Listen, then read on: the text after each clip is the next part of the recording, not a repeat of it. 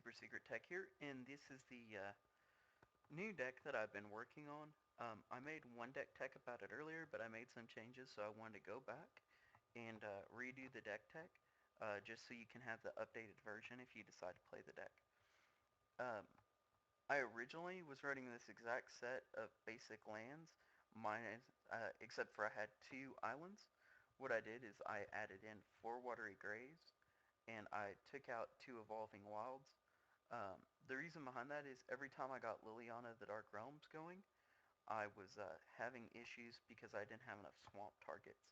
So that gave me more swamp targets, and it also makes her -3 ability better. The mill package is basically 4 Thought Scour and 4 Tome Scour. The reason that I'm using these cards is simply because they're 1-drops, and it's not a necessity to get the super early mill down. And I mean, I guess Jace is really the mill package as well, but I want to include him, make just a Planeswalker pile.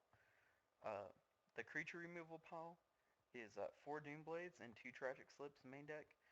Doomblade's just probably the best removal in the format, and Tragic Slip works really well with the deck because of like Snapcaster, Reaver, and Phantasm interactions. Like a lot of times their stuff's gonna die and yours isn't. So Tragic Slip lets you just finish off any of their creatures. Um, Liliana the Dark Realms is really more of a land fixer than anything else. Basically, you're just going to use the +1 and the -3 ability. You're almost never going to use the -6. Well, you're never going to use the -6. Um, Basically, you're just going to use the +1 and the -3. And you'll just keep +1ing so you can -3 again. Jace, you're going to use all 3 abilities on. +1's really strong versus control, as well as the 0. And then if you plus it up high enough, drawing 20 cards, you should just instantly win the game. Liliana's Reaver, I actually, the entire reason I built this deck was because we played a 100-card singleton tournament last night, and I ended up winning. And on the final table, I played turn 4 Liliana's Reaver, and then turn 5 on, I was just able to protect it or remove his threats from the board, and I just won the game off of his card advantage. So I realized that there's definitely some constructive playability to that, as long as, I can devise the right amount of counter and removal with another outlet, because you don't want that to be your primary win condition, because it's still a 4/3 creature. And that's where Jace's Phantasm comes in the mill cards, is just because it's really strong for 1 mana. You're never going to play this card as a 1/1, or you should never play this card as a 1/1. It's too easy to remove. However, as a 5/5, a lot of decks have a really hard time with dealing with it. Um, and so you basically don't want to play him until your opponent has 10 or more cards in his graveyard. And then you're going to play him as a 5/5 for 1, even though it's past turn 1. Cancel is just a good generic answer roll, and so is Syncopate. That's the reason I picked those particular counters.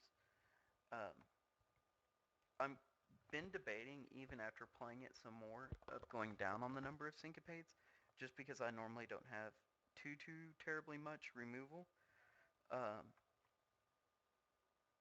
where I can just afford to leave all my lands untapped to Syncopate. As far as the sideboard's concerned, I'm running Dungeon Geist for the creature-heavy matchups, and also like the mid-range decks that play like 1 or 2 really big creatures. Dungeon Geist gives you a lot of leverage against those matchups because you just tap down their big guy, and it has flying, so you just swing over the top to win. Gaff Digger's Cage, the main reason I'm running this is, 1, Reanimator is a deck, and 2, we really help it because we're trying to mill them. Um, Now, granted, our Jace gets big very fast against those decks, but those decks still have a lot of ways to deal with it. Normally, with the Gaff Digger's Cage out, though, there are ways to deal with it. You can have counter magic available for, or quickly remove the threat, like the turn it hits play, so it's not as big of a deal.